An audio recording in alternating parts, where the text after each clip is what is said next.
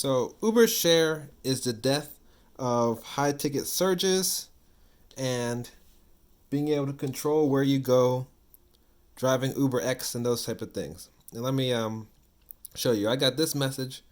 You can see it was in my notifications. We noticed you turn off your Uber X share from Uber.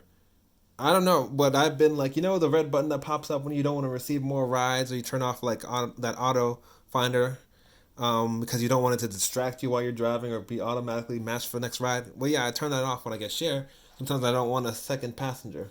But apparently, it says, we noticed you turned off your request after picking up your first passenger on multiple UberX shared trips, which may have limited your earning opportunity. Basically, limited their earning opportunities and the ability to match me with multiple people and pack my tiny compact car with people and weigh it down so that it's scratching the road. But anyway, I digress. Um, Match rides with UberX Share help reduce the time spent without a rider, provide an opportunity to more money, less time. Here's how you experience it, blah blah blah, how they can maximize. But here's the kicker. Please only accept an UberX Share offer if you plan on accepting subsequent pickups on that chain. Repeatedly and consistently accepting shared rides with the intention of only picking up one rider is against Uber's community guidelines. Didn't know that. So let's look at today's trips.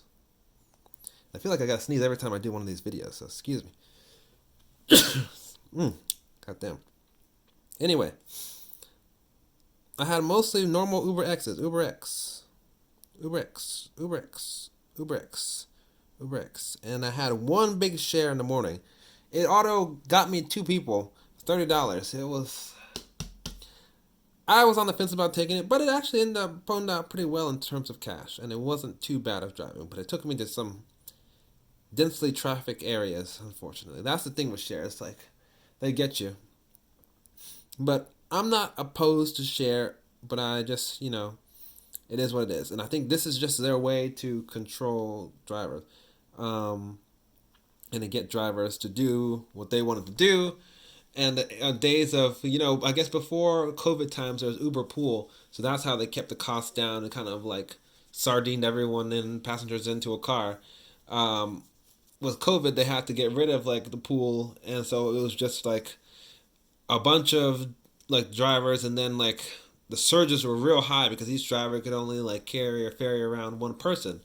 Now they're trying to do away with that. When I log on, I don't really see any surge higher than $3, $4. I haven't seen that in a while. I haven't seen, like, sometimes in a rush hour in the DC DMV area, you would see tens. You could see sometimes 11s. I think have I seen it? Yeah, I've seen a 20. I've seen a $20 surge before. These things were possible. Sometimes in remote areas, sometimes you'd have to like really be surge hunting and chasing the surge to get them, but it was possible. It wasn't impossible to find that.